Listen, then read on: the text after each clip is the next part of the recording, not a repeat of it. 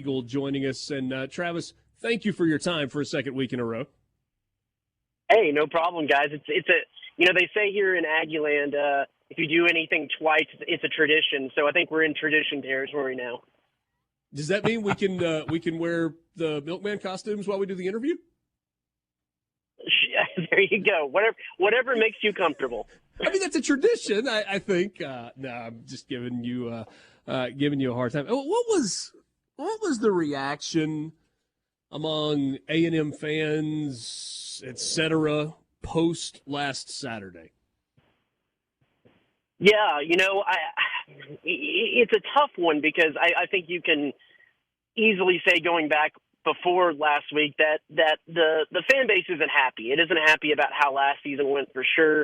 It isn't happy about how that's kind of continued into this season. And I don't know how much – it's hard to tell how much last week's game magnified or didn't magnify it, because I think there was some level of thought that, that is a game that might not necessarily have been favored to win or should have won. And so – You kind of have to weigh that in, but I do think that the overall thought on everything is the fact that the fan base isn't happy, and it's almost kind of gotten to that point where it's the anger has subsided, and it almost seems like there's that just level of kind of apathy of just kind of that's kind of settled in, and that's when it really gets concerning. Is when the hotheads, the anger, that just kind of dies down, and it's just kind of more shoulder shrugs than screaming into the void. Will that be reflected in attendance this week? I don't think so. You have to give.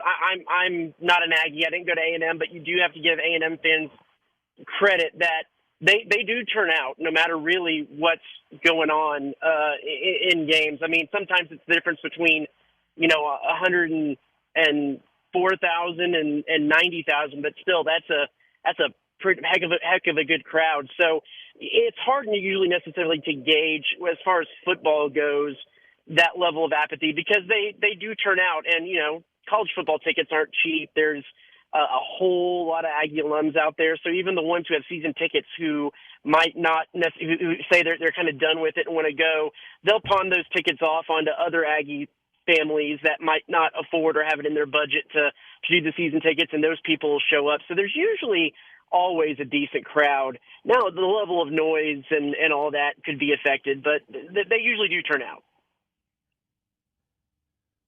We've been tracking quarterback injuries and quarterback everything who's going to play over here in Mississippi with Mississippi State. Let's talk about what's going on over there at Texas A&M. It looks like Max Johnson is practicing. They expect him to play. I know he's the backup. If he's not available for Texas A&M, where do they turn to? Well, there's Jalen Henderson, who is a Fresno State transfer who came in earlier this season, but he's very unproven. He only saw action in 5 games with the Bulldogs before coming here, and those all were in seemingly kind of mop-up duty.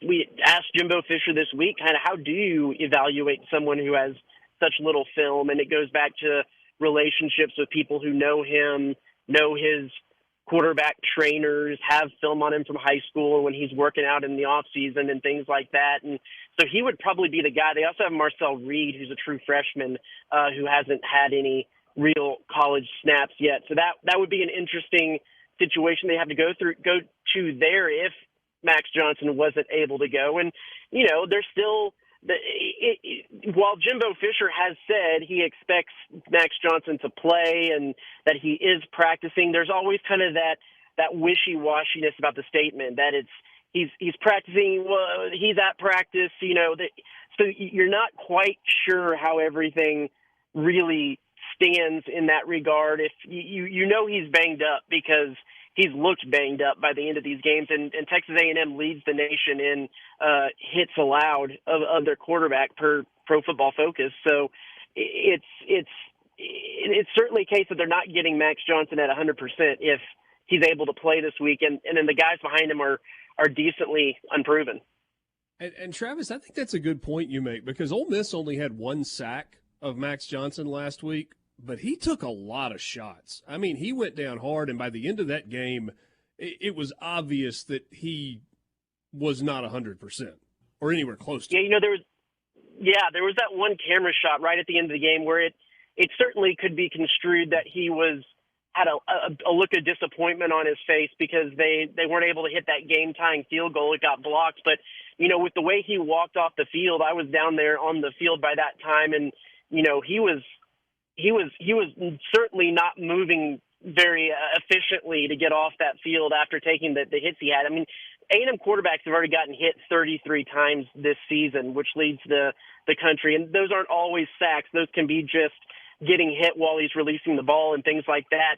And they're on pace to be to allow the most hits on their quarterback for the second straight season. Last year there was 44 hits, so they're already closing in on that mark, and there's still 3 games to play this year. It's not a great offensive line. There is some issues with Max Johnson's ability to quickly work through his progressions and things like that. But it would be the second time in as many seasons too that A&M would have to go to a third quarterback in a season. They've just been plagued with quarterback injuries over the last 3 or 4 years. There's certainly a story there. You're right. Visiting with Travis Brown from the Bryan-College Station Eagle, covers Texas A&M.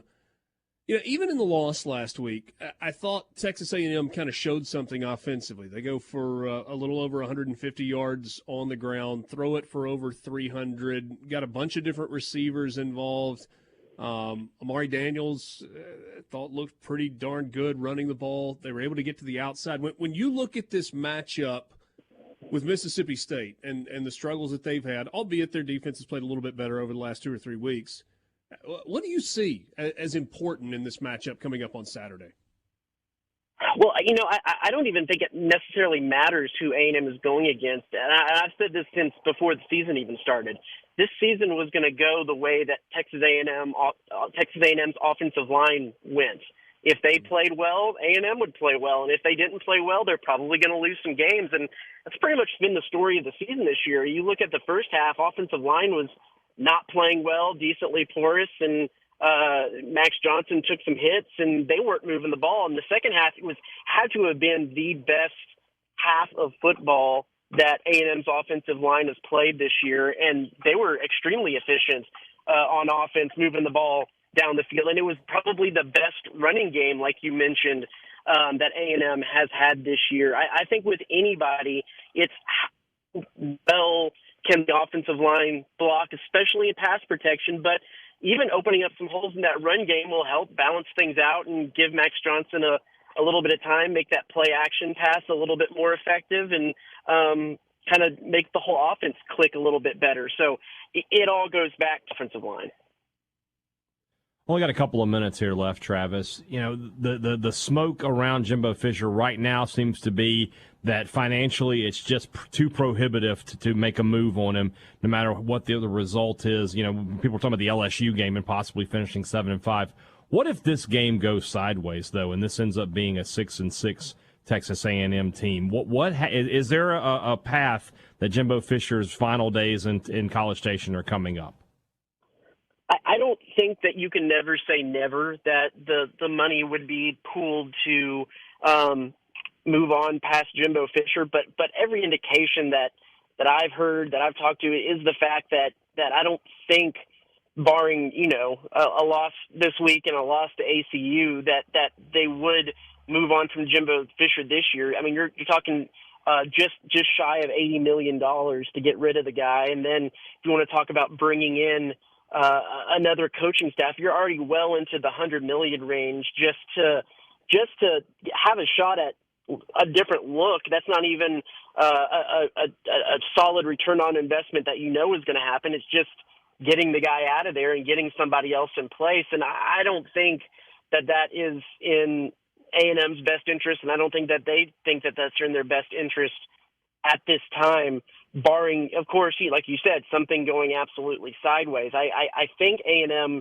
comes out this weekend with a win. You would hope, if you're anybody, that A&M comes out with a win against Abilene Christian and roll the dice, see how things go against LSU, and A&M will get to go to a bowl for the first time in 2 years. And so I think that there's a lot more thought in trying to keep this 2022 recruiting class together, keep Connor Wegman in Aggieland, and the thought of keeping Jimbo Fisher and most of this coaching staff is the way to do that, and then assess it from there.